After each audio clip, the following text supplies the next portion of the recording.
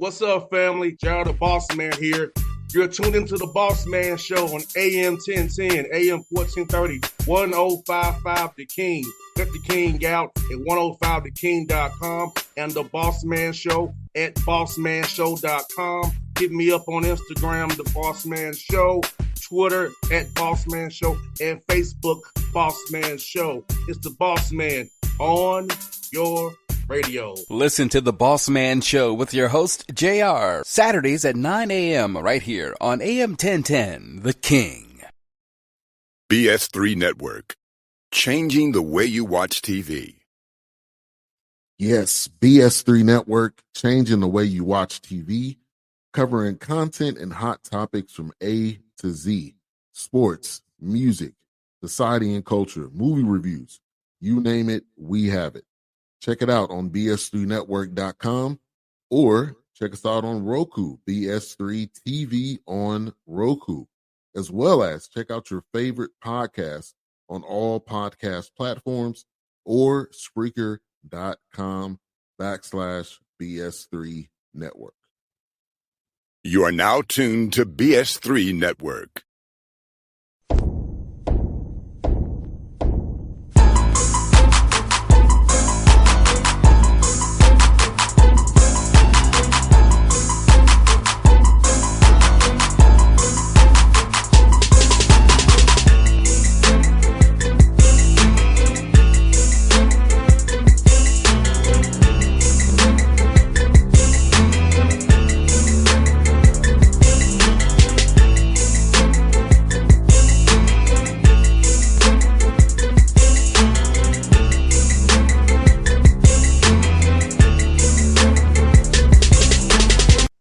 Back at the Patrick Gayle Show, we back at you. Another guest here down from South Florida. Coach's team Gold Coast doing his thing, man. Got great players and great program out there down in South Florida, and where it's warm as it can be in the island breeze with state flooding that we talked about last week. It is Coach Stephon Whittingham here with Coach Gayle. What's good, Coach? Man, what's good? Thank you for having me, man. I appreciate being here. No doubt. Well, I was wanting to kind of let those who don't know you, who there's now outside South Florida, know about your program at the, at your high school, man, here at Coral Glades High School, man, and just talk about your journey to getting them, brother. So I mean, obviously I played in college. I played at Lincoln University. In between playing and deciding to full-time coach, got into coaching travel basketball. With Coach Ben and Team Breakdown. Coached them for a few years and then ended up becoming an assistant coach at North Broward Prep. Was there for a few years, then moved on to Stoneman Douglas, where I was an assistant with Coach Teddy, who's kind of like my mentor, one of the guys in the game who I kind of look up to. And then I became a head coach. After 1 year of being an assistant with Coach Teddy, I was the head coach at Fort Lauderdale. Same thing I was kind of telling you. They kind of didn't, believe in the vision that I wanted to have. So we had to kind of make a pit stop. Well, not a pit stop. We had to make a change to Coral Glades, where now we've been here for, this will be my upcoming 5th season. Every year we've gotten better. A program who, when I joined it, they were 4-22. Last year we finished 21-8, best season that the school has ever had. Right now we have, I want to say, about 5 guys who I believe have Division I talent. But I do have a full senior class who will play college basketball this year. And I also have my travel basketball program. We're the best independent program in Florida. And, we beat shoot teams. We beat everybody. Our guys are as talented as they possibly can because they work harder than, a lot of guys in the nation. Hey, Coach Whittingham, you're being very modest. So I like to give coaches their flowers. First of all, I love coming to your practices. You do such a great job. You have such a great basketball mind. You prepare your guys for the next level. I would disagree with you. I think you have about 7 guys that could play Division I basketball because they understand, what role they need to play offensively and defensively. Talk about, you're young as a coach. Your journey was awesome. A lot of coaches watching this would love to, kind of be you as far as getting their shot to be a head coach. What did it take to be a head coach being so young? And what is the vision that you're talking about that you said that you're seeing, bear fruit right now? Um, so the what it takes to become a head coach, I mean, in all reality, um, my goal was just to be the best assistant that I possibly could be. Um, I was really, really focused and locked in. When I say I'm gonna do something, man, I'm all in on it. Um, Game plan, practice plans, everything, anything that head coach needed, I pretty much did it. And then that kind of put my name out there that I was, you know, good enough to be able to take on a head coach job. And now, as a head coach, it's even more work. It's a lot harder than it looks from the outside in. We wake up at 5 a.m. every single morning. Summers we wake up at 7, but 5 a.m. in the morning workouts. Then we're back at it at 3 p.m. And then we open the gym in the afternoon for kids to come and get shots up at 7:30 at night. My assistant coach will open it. Um, but it's not easy. It's extremely, extremely, extremely hard. And what our goal was when we joined together as a group, because my senior group right now have been together since freshman.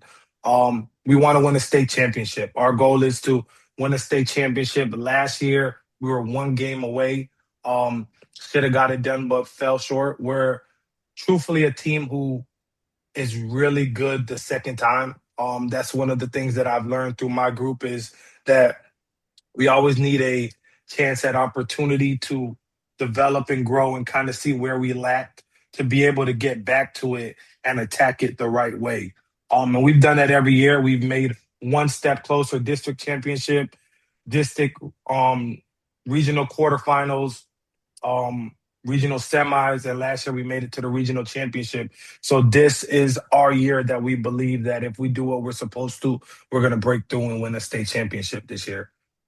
No doubt. And for those listening out there, talk about being a good assistant, because I know assistants coming in different shades and colors and styles. So talk about what it meant for you to be a good assistant and to really support the head coach and taking your assistant responsibilities to now being a head coach and kind of saying now what you want your assistants to do for you.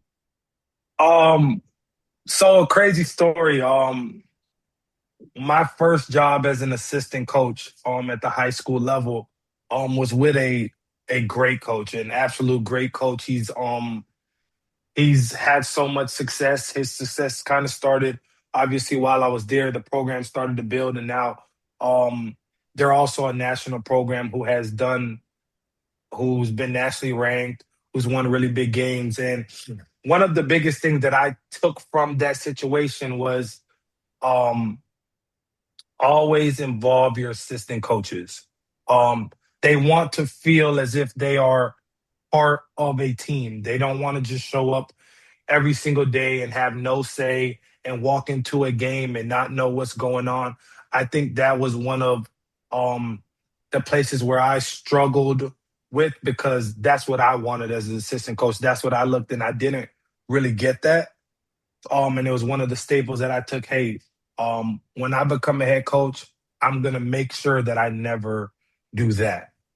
Um, and for me, it was like, I want to support him. Whatever our head coach needs, we need to take one job off of his shoulder, each of us assistants together. If we have 8 assistants, if each of us can take one job off his shoulder, that means he can focus on doing his job, which is coaching that game every single night and being able to be there and support him at every single practice.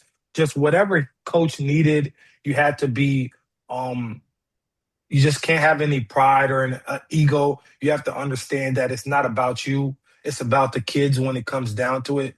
So as long as you put yourself in position to help those kids be successful, then I think that you're doing a great job as an assistant as long as you're not, kind of just skipping steps and different things like that.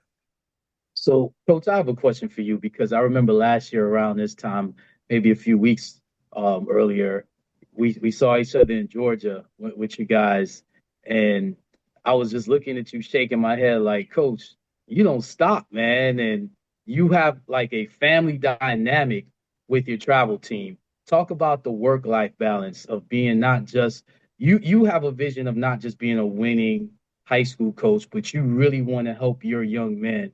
This is where we kind of connect. You really, really want to help your young man go to the next level. You do not talk about yourself.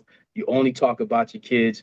You're so professional. You send out text messages every week and everything that each young man that has done. I think you run your socials as well. So talk about just your work life balance, man, because I know you don't have one. So yeah, it is it's a tough balance. And thank the Lord that I have a family that supports me through it because um they see my ultimate goal of where I want to go. Of course I want to coach at the collegiate level and truthfully someday in the NBA. This is kind of the first time that I've ever told anybody outside of my close circle. But I want to coach in college, and someday I want to coach in the NBA as a head coach. But it's a tough balance. It's a really tough balance. I have a family who supports me, but truthfully, it comes down to, you know, I feel like I grew up in a time where there weren't as many resources. There weren't 100 travel teams. There were only two in our area at the time, three. And if you weren't on those travel teams, you had a really slim chance at playing high level basketball after high school. And for me, I wanted to step in and be that person to make sure that a kid never has to deal with that. I don't want any of my kids to fall short because of a resource or something that I could potentially help with. Sending a kid to college doesn't just mean, like going to whatever a to FAU and go and talk to that coach and hope that they offer my kid. There's more than just FAU. There's 1,000 different colleges that I can reach out to help my guys get to the the level that they deserve to play at. Not everybody's going to be a Division 1 basketball player, but there is a level for all of our guys, especially at Coral Glades, because we play at the highest level of high school. If we can play at the highest level of high school, we can play somewhere in college. And you're right, I do send out text messages. Yesterday I probably sent out 500 different text messages about Brandon and Gavin. Um, and I do it every day. After we get off the phone, I'm going to send out some more text messages about another player on my team. But my goal is to make sure that I'm doing everything in my power so that a coach can't say, well, we didn't know about him. And, that if a coach didn't know about any of my guys, that means the coach just isn't doing their job. And in reality, a college coach job is to recruit the best possible players, um, and bring together a team that can get the job done at the next level. And I believe all of my guys come from a program where they're taught the right things. They do things that are going to translate to the next level. They care about winning more than their individual stats. And, you know, what's disappointed me this summer is the fact that coaches aren't recruiting that. At least that's what it seems like to me. And I'm not saying that they aren't because obviously I haven't talked to every coach, but it's extremely disappointing to see, kids who work extremely hard, who are talented enough, and you get a text message saying, hey, well, we want to recruit them, but, we only want to recruit them if they come to our elite camp. We only want to recruit them if this and that or whatever it is. But, you know, I get it, but film says a lot, especially when it's 40 minutes of highlight film. Every clip that we send out is about 4 to 5 minutes. Now, if I could send you 10 throughout the season, that's 40 minutes of real game film playing against high level basketball. And just between me being extremely transparent about our guys, I'm never going to send somebody to a level they don't belong. That's the biggest part to me because I tell all of my guys, if I lie and say, hey, he can play Division I basketball and he's not a Division I player, then guess what? That school won't recruit any of my future kids who are coming up the pipeline. And that's the last thing that I want. I want all of our guys to have a fair shot and a real opportunity when it comes to being recruited. And coach, I talk to a lot of coaches as we talked about. A lot of them don't want to recruit high school guys. They want, especially with this 5-5 rule. You think they make change? Because I know a lot of them want to be old and stay old, and rather just have some guys who are established per se. So how do you combat coaches who now want to just get old and stay old? And how do you think this 5-5 rule maybe would get high school kids another more of a look than they have been with all this since post COVID as the game has got older? So in reality, all I'm gonna say is like I truthfully believe that the older guy thing is a cop out. I totally get, yeah, he's older, he's more experienced, blah, blah, blah, whatever. But I think it's a cop out. I have guys who play against college guys every single day in practice. Being older doesn't make you better. And we have Division I guys, we have Division II guys, we have every level in our gym, and they still struggle to guard our high school guys. So that's just saying that coaches are kind of just looking for a cop out. Older doesn't make you better. It never has and it never will. Talent and skill makes you better. So that's what coaches should be evaluating. And yeah, you're going to say the physical part, but you know how many freshmen come into the NCAA and have great freshman year? All of the big time schools are still doing it. Every high major school is still recruiting freshmen and playing them.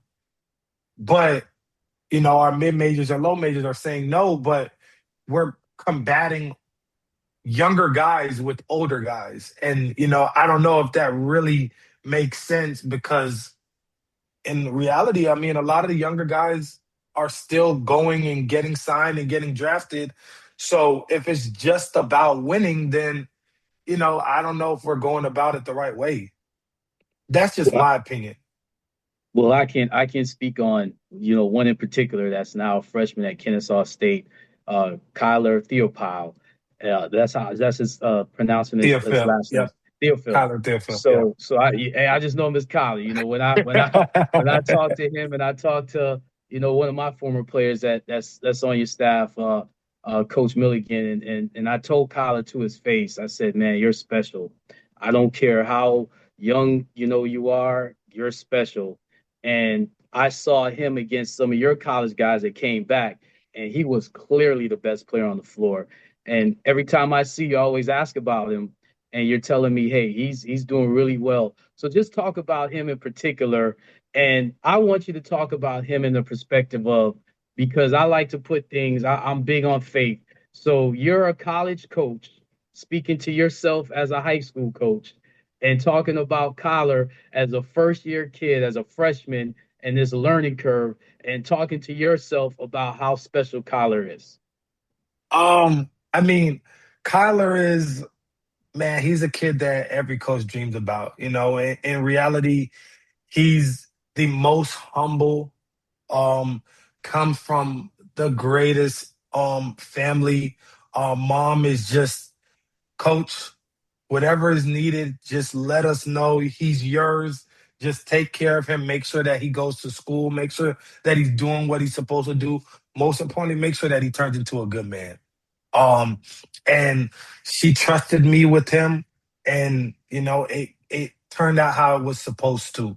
Kyler's a kid who, and it's just so crazy to talk about because Kyler, and I tell this story to people because a lot of kids in this generation wouldn't have taken it the way that Kyler took it. And I think this is a story that, a lot of people should hear. Kyler transferred to us his junior year, came into his junior year. We brought him in to be the man. We brought him in to be, hey, you're our guy, you're everything. We're going to build our program, around you and what you're doing. He had a good season. Not saying he didn't have a good season. He finished averaging like 12 points per game, 7 rebounds, 5 assists, something like that as a junior. And after the season, what I told Kyler was, you let us down. You not that you let us down with your work ethic or whatever, but you weren't the player that we brought you in to be. You didn't hold up the standard of being the best player on the floor every single time you touched the floor. And um, we expect a lot more from you this season. Um, you need to wake up. You need to wake up every single morning. You need to run a mile. He had a big checklist of things that he had to do in order to get to Kennesaw or get to the Division 1 level. And instead of being a kid like, coach, man, like you just want to talk bad down him. He's a kid who's like, coach, like, you're right. I need to be better. I need to work harder if I want to hit this goal. And he kept it on his phone screen for, I don't know, for all I know, he might still have it on his phone screen right now. But he used that as motivation and fueled him to get to where he is this actual day. And I know he's gonna kill it as a freshman because he works. He's a worker. He's in the gym. He's going to outwork the man in front of him, and that's like a staple in our program. Um, Everything is earned. Nothing is given. If you want to step on the floor at Coral Glades, you're going to have to earn it. And I think that's where some kids who transfer into Coral Glades struggle because they come from programs or other places where it's just given to them. And we say, no, you're going to kind of have to go through a phase of earning everybody's trust, showing us that you can do this and that you want to be here. And a lot of guys struggle with that, like incoming phase of being able to having to earn. And Kyler was like, I'm all for earning it. I'm all for outworking the next man. And that's why he's going to be successful. And I know he's going to be a pro. And how do you go about player development for each young man? I know some coaches tend to just do blanket development plans, but how do you go about development plans for a young man tailored to his game, not just, everybody's with a broad stroke? And secondly, how do you go about marketing yourself to young men to want to transfer into your program? So the development for me, I believe, is individual. I mean, there's no way that I can, develop. We have a kid named Sam. He's a 6'9" kid. There's no way we could develop Sam the same way that we develop Gavin. They're two completely different players. They have two different games. Every kid has their own individual regimen that we put them through. So at the end of every season, like I was telling you guys, we have an exit meeting. We have an exit meeting with every single kid who played varsity and our projected kids to move up to varsity. We sit down and we talk to them. We have like a very specific set of questions. What did you do well this season? What didn't you do well this season? Um, what do you need to work on next season? What do you want to add to your game? And it's a list of about 8, 9 things that we ask them. And after we do that, we break it down into um, a category of whatever, these 5 things that we want them to work on this summer. We break it down. And every morning when they come into the gym, their goal is to look at it, talk to us specifically, and we put them through specific workouts because we have multiple coaches at majority of our workouts. But it's broken down into wings, forwards, sorry, guards, wings, and our forwards. So every time they come in, each group is broken down together and they work. And one of the things that we do, every workout in our summer is optional. It's optional. We do not make it mandatory. If you want to get better, you'll show up. That's simple. It's that simple. If you want to get better, you'll wake up and you'll show up. If you don't want to get better, you know, you'll feel the repercussions in the season when other guys are taking jumps and you're refusing to. I'm sorry, I forgot the second part of the question. With pretty much asking you about showcasing your program to make it Oh, okay, somewhere yeah, now I our young remember. man I will got it. transfer into.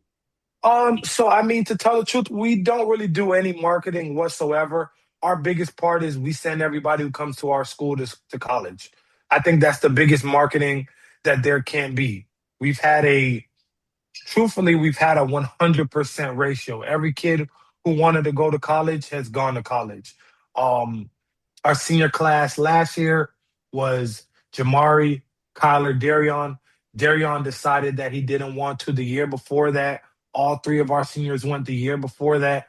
All four of our seniors went. And then the year before that, we had a group of six who signed. So every single year since I've been here, our whole class has signed. And this year won't change. I think kids want to play for a coach who they can relate to. So I'm not too old, but I'm not too young. But I'm also a coach who knows that nobody wants to do this for fun. You want to go in, you want to do this to hit your goal. You want to go to college. You want to play at the highest possible level that you can play at, and our goal is to get you there. And we've done an extremely great job of sending our kids to college because I'm going to work. Any kid who's going to wake up at 5 a.m. for me, then come back and work at 3 p.m. and then show up again at 7:30 to get shots up, who am I as a guy to say, like, I can't send out a few emails, I can't send out a few text messages, I can't make a few phone calls? That's going against everything that I'm telling them by waking up at 5 a.m. and coming to work for me, that I can't put in some extra time and work for them. Coach, that's a great point because I just learned something today. I didn't know it was optional because number one, you had such a large group in your workouts, but number two, every time there'll be different times that I'll come see you. I may come see you in your after evening workouts. I may come see you in the morning, and I can't believe you're either telling me if I'm there, at 7:30. Yeah, we were here at 5 o'clock. We'll be here at 5 o'clock tomorrow. And I'm like, what? And then if I get there 5 o'clock, you're like, yeah, we were here till 9 o'clock, 9:30 last night. And I'm like, man, coach, do you get any sleep? But what the thing that I really love about, you on the floor is how you relate to the kids, your communication style. And I think it's to me, it's funny that you say that you want to coach in NBA because I think it has some elements of that. Because although you're very competitive, I don't even think you really raise your voice like that. You're more of a demanding, hold people accountable, but without berating. So it makes sense that it's an optional thing because I think kids want to be around you. Just talk about just your coaching style as compared to the environment of young people, not just high school or college, but pros, how they want to be coached and how you fit that.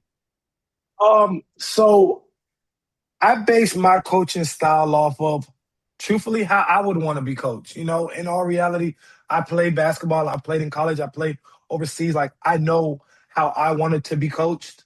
I knew that I wanted a coach who would always hold me accountable. I was never a guy who wanted to cut corners. I always wanted to, if I missed a time, please catch me. Like, I want to be held accountable. I want to do whatever it takes to get better. That's how I was wired. I always wanted to work. And I think that this generation, they want to work. They do want to work. They're actually a generation who wants to be in the gym.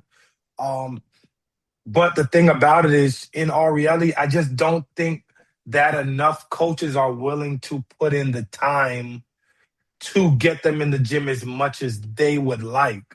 Um, and I think that's one of the things that, put me in a place to be able to, like you said, have kids who want to transfer into our school and want to be successful. Like, one of the biggest things is for us is every rep that I take is one step closer to, my ultimate goal.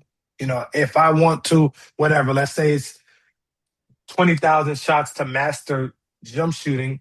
Well, guess what? We need to get as many reps as we possibly can until we can get there to become the best possible shooter that we can be. So, just being able to obviously be in a space where I'm also not too far away from this generation. Some of the things that they do is funny to me. And some of the things that they do is like, I can't believe that you guys are doing it. But, you know, I'm not too far away from it where it's not like, okay, well, these are a weird group of kids. It's just, no, these are just how kids are now. And, I'm very adjusting. I'm not as lenient when it comes to us being on the court with things like that. But off the court, I'm all about whatever makes them happy. Whatever is going to keep you guys in a great space. That's how I want our environment to be, because that means you guys will always be comfortable. Um, very, very, I try to reach out to our guys too. I try to talk to my guys as much as I can. I try not to be too intrusive because we're together year round, where I'm with them all the time. So I do try and give them their space. Um, but we are family, like you said, we're family knit. Um, we try to take care of our guys. As you see, one of our guys, um, his dad passed away a month ago, exactly a month ago, and our whole team was there to support him. That those are the type of things that matter for us. There's not a thing in the world that could have made me miss being there for Ethan. There is not. It's nothing. There's nothing that was going on. I don't care what was going on. I was going to be there, and I made it very known to all of our players that it's extremely important for you guys to be there too. We're a family. We're going to support our family. We're going to be there for our family. Um, and I think that's also why our guys are so open to passing the ball and playing as a team, because they genuinely like each other. They actually believe that we are family because we are. And I think that's why we have had more success every single year, because our guys just keep getting closer. And let me ask you this question, because I know things are becoming more regimented now. I was a kid that played three sports.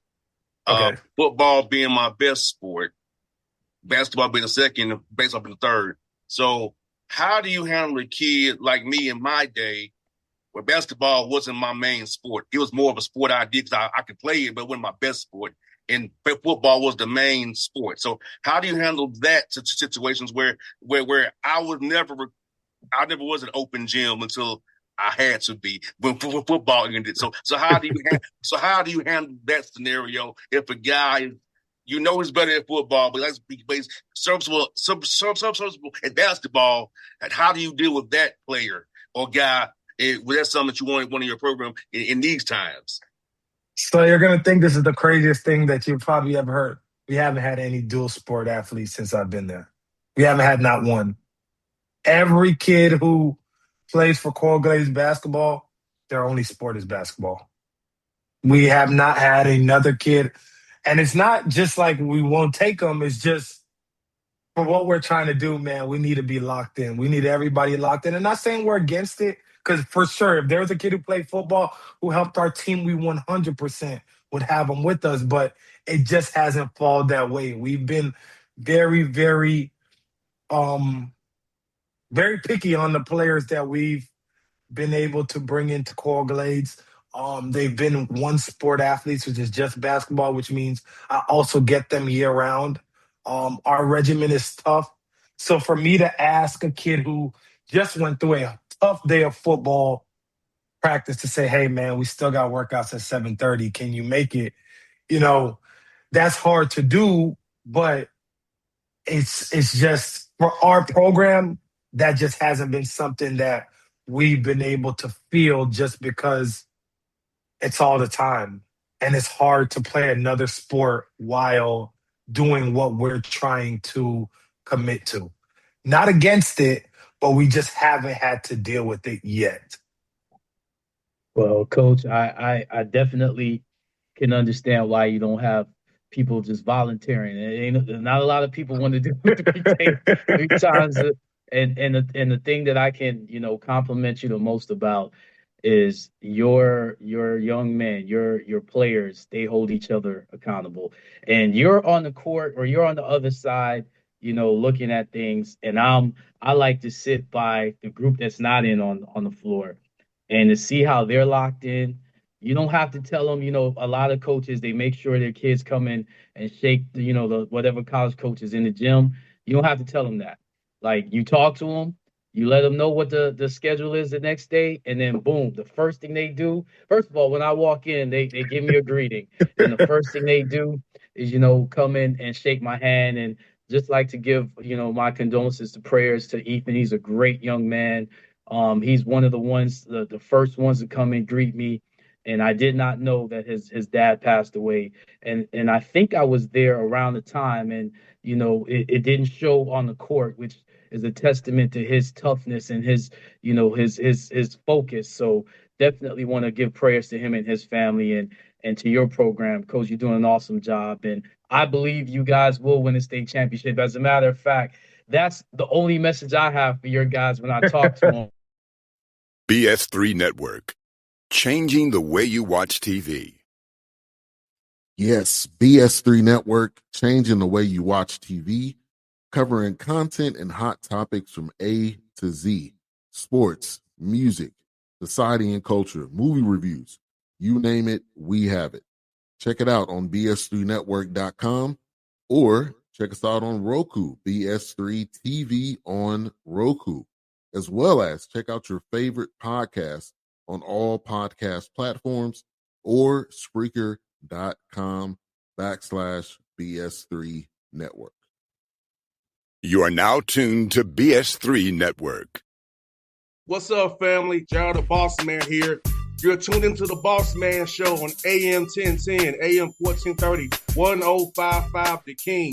Let the King out at 105theking.com and the Bossman Show at bossmanshow.com. Hit me up on Instagram, The Bossman Show, Twitter at Bossman Show, and Facebook, Bossman Show. It's the Bossman on your radio. Listen to The Bossman Show with your host, JR, Saturdays at 9 a.m. right here on AM 1010, The King.